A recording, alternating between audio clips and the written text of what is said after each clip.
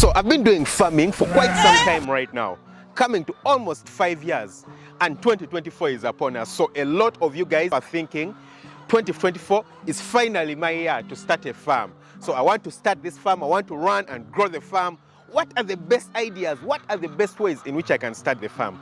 So I was thinking to myself, if I were to start a farm once again in 2024, with all the knowledge and the experience that I've got over the years, what would I do? How would I start the farm in order to have the very best results? So in today's video, I'm going to be sharing with you guys my knowledge from my experience doing poultry farming over the past few years that I believe will enable you start your farm better and have higher chances of success and even grow quicker than I've grown over the past few years. So stick around right to the very end. Point number one, I'll do my research. Now, in all honesty, this is one aspect where I didn't perform very bad myself when I was starting out my farm. Now, I'll do my research in mainly three things. First, what exactly do I want to do in farming? I personally, when I decided that I want to do business, honestly, when I started my farm, for me, the goal wasn't really to become a farmer. I just wanted a side hustle. I was looking for extra money. So anything that would bring me money, I would do. At that point, I thought farming is something that I could go into. And at that point, I decided to do a greenhouse farm. So I did all my research, went on the internet, looked out for as many people as I can who do greenhouse farming. And I got this guy who was an expert. You know, he had been moving all around Uganda, all around Africa, training people on greenhouse farming. So I scheduled up a meeting with this guy for him to teach me as much as I can about greenhouse farming. I paid for his meal, I gave him, his consultation fee. I met with him, we sat down for maybe 1 to 2 hours, we were discussing, he was giving me the costs and everything that I need to know about greenhouse farming. But the most interesting bit is that just before we separated and left and he was going away, he told me, I think poultry farming is a better option. Now, if I hadn't decided to do my research and sit down with this guy to decide that, hey, should I go into greenhouse farming? How much can I learn about greenhouse farming? I'll probably still be doing greenhouse farming. And now that I know what I know, it probably wouldn't have been the best idea. Maybe it would have, I don't know. Because I feel like I've kind of revolutionized poultry farming in one way or another, not only in Uganda, but in a lot of places also in Africa, because the perception that people had about poultry farming has changed a lot because of this channel. But I don't know where I would have been right now if I hadn't met that guy. So it's because I chose to do my research. I did a lot of reading as much as I could about the greenhouse farming, but also decided to meet up with someone who had been an expert at greenhouse farming to give me a bit more information. It's not like we met at a greenhouse farm, We just met in a public place at a restaurant, but I went with my notebook and he was telling me everything that I can get and I was busy writing down. So doing your research on what exactly you want to do is very important. But number two, doing your research on where you want to place the farm is also very important. Now, this is quite important. For me, it just fell upon me luckily. Like I would say, I stumbled on the right place. It's not like I intended to place my farm here. I just stumbled upon it. But right now that I look back at it, it was such a very important decision. Like, it is so good that I actually stumbled upon it. I'll tell you why.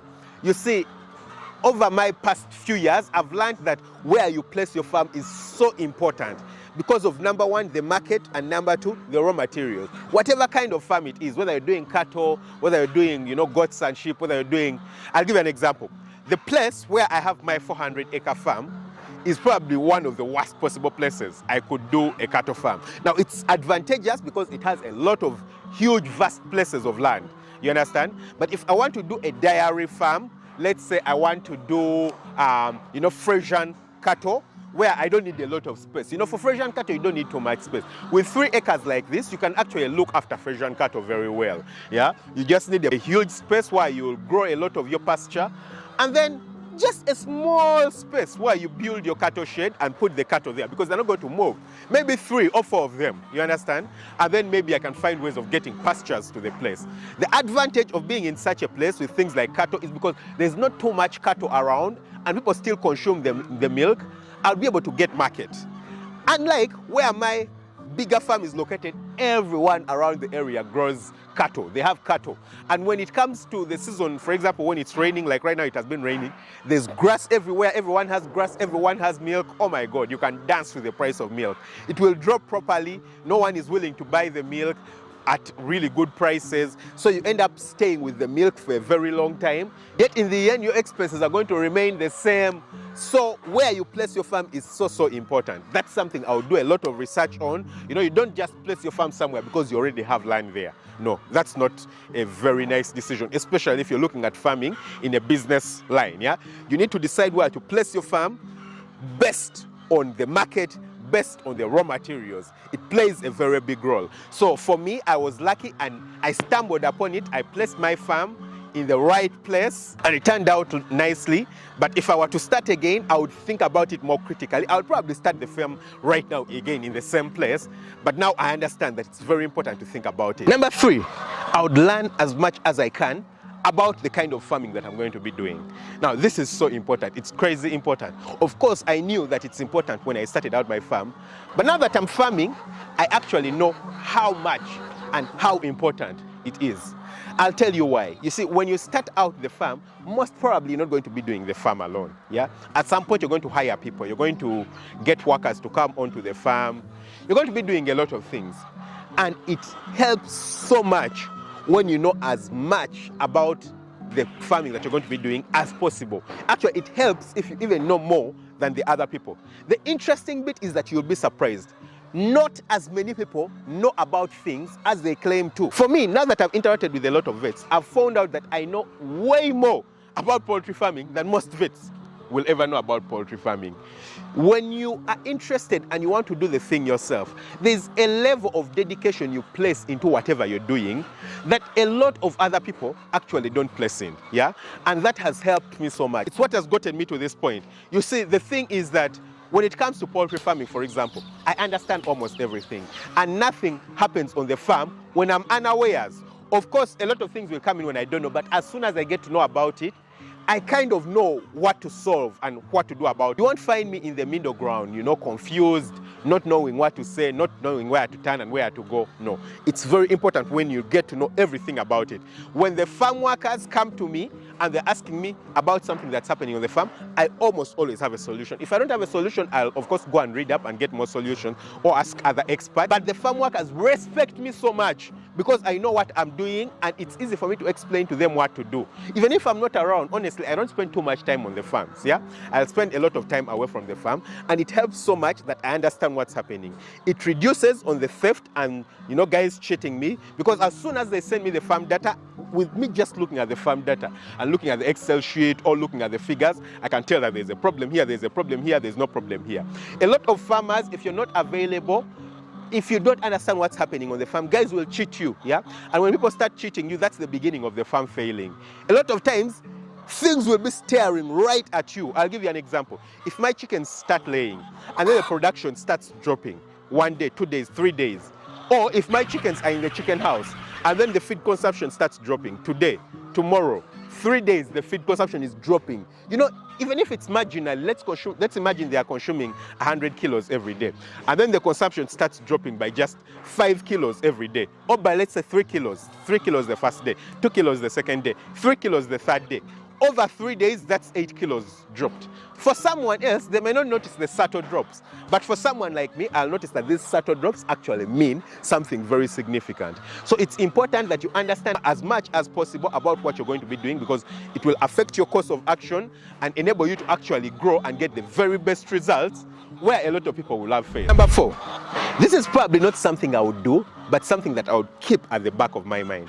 And the thing is that it takes time to grow a farm. It takes a lot of time. You know, I've been in it for almost 5 years. And right now, if you consider a lot of farmers, they'll tell you that I'm growing quicker than usual. Yeah, it's exponential growth, quicker than usual. But for most other farmers, they won't grow as quickly as I've grown. And the thing is that you need to understand that it takes a bit of time. If I looked at myself over the very first year in which I did farming, it would seem like I'm not going anywhere, yeah? You probably want to grow really quickly. You look at my story, you've been watching YouTube, and you've been watching Farm Up, and you look at my story, you see where I started from, and see where I am right now, and you're thinking to yourself, I want to start like Dr. Daniel and get to where he is right now. Now, if you consider me, it has taken me about 5 years to get to this point. It takes quite some time. So if you look at yourself and over the first 1 year, you don't seem to be making progress, it's very easy for you to give up, yeah? But if you consider it at the back of your mind that it actually takes quite some time to grow to these levels, it takes a lot of dedication, it takes a lot of hard work, then you'll be willing to endure when bad things happen. Guys, I've gone through quite a number of bad things on my farm, yeah? I've lost chickens, you know, not just one lot of chickens, 2 or 3 lots of chickens that have gotten really sick and gotten me chaos. I've had farm workers stealing from me. I've gone through the worst experiences in terms of price feeds being very, very high and having to endure through, yeah? But it's only because I decided to endure and, you know, put in as much effort, put in as much hard work as I can, that I've actually managed to get to this point, yeah? So you need to understand that it takes quite some time. You're not going to be having the very best results very quickly and very soon. You're going to have to learn a lot of things. Despite the fact that you've done a lot of research and you've learned a lot of things are still learned on the job.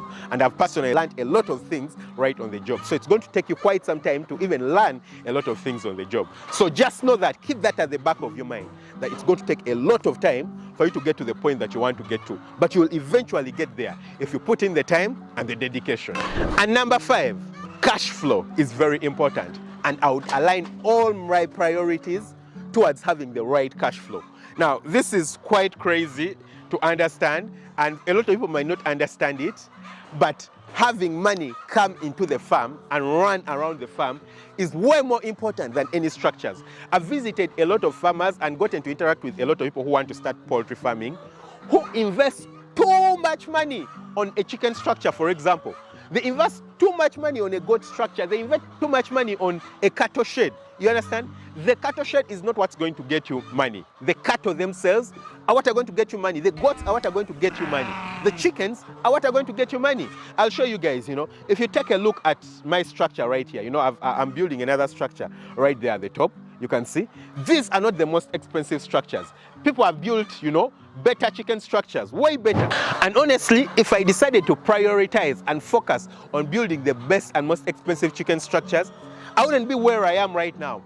What I do right now is to build the most efficient chicken structures, yeah? The chicken structures, as you can see, are properly aerated, and what chickens need is a place that's aerated and rain is not coming in. That's all they need. They don't need much more than that, yeah? The place is aerated, you don't have rain coming in. As long as you have that, you're sorted. So for me, that was very, very important. It was very important that I have such a kind of structure. And so it wasn't important to me that the chicken house is very expensive, yeah? You might go and visit other farmers and they have these really fancy structures. That's not important. Does the chicken structure work? Is the floor proper? Is it flat? Is it properly aerated? Perfect. These chickens don't give a damn that they are living in a really expensive structure. They're not like human beings. They don't have egos, yeah? As long as they eat food and drink water and they are not sick, they are happy. Trust me, they are very happy. They don't care so much that the place, you know, is built from concrete and the place is built from metal.